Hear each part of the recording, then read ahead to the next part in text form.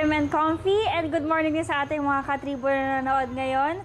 For today's episode ng Tindahan ni Tarsi, andito kami sa Calle Aguila, sa Las Piñas, para bisitahin ang Monster Grills.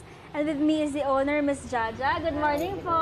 Good morning. Ayan po. So, tell us about Monster Grills po. Like, what are your products and best sellers? Actually, we are selling hamburgers po na may mga sizes. We have 3.5 na size na burger.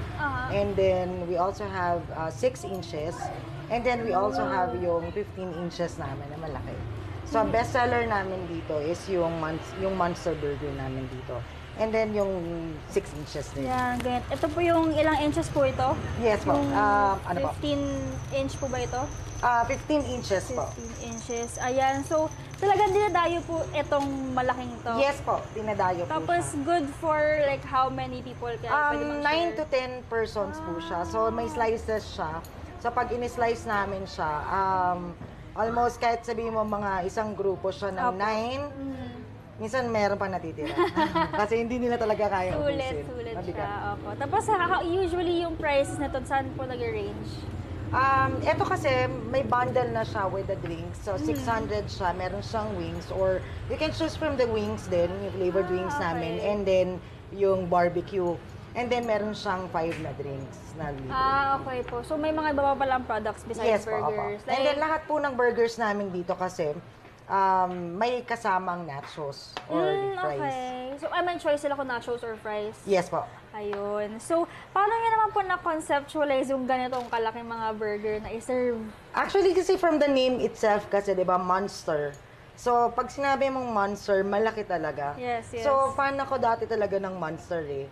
So, kung literally, sasabihin natin sa ano talaga, sa literal na term talaga, ano siya eh, parang sobrang laki ng mga ano, 'di ba? Yung Monster malalaki siya. So gusto ko lahat ng tao na nakakakita kay Monster, ma-amaze. So ito, kaya nag-come up ako doon sa mga mas malalaking burger talaga. Yun, so talagang unique siya, no? Talagang dinadayo siya. Dinadayo talaga siya. Tapos delivery, gano'n. Nag-deliver din po Yes kayo? po, nag-deliver din po kami. Kahit yung malaking ito? Opo, nag-deliver kaya din po naman kami. po. Kaya naman siya. May partner po ba kayo ng mga courier service or pwede naman po silang mag-decide yung mga customer Actually, natin? meron naman po kaming partners. Okay. Yung si Love Move pwede naman. Then si Toktok pwede rin naman. Toktok. Then we'll also have Grab Food, gano'n. So, ano naman siya ni customer. So, sila yung nagpapabook and then pick up lang din dito. Okay po. Ayun. So, what are your business hours po para malaman ng ating mga viewers para puntahan kayo? Ay po. Yung Monster Grills po, pwede nyo pong puntahan dito sa Calle Aguila, sa Manuyo 2. We have lots of food to offer po. Aside doon sa burgers namin, marami kayong food na pwedeng pagpipilian.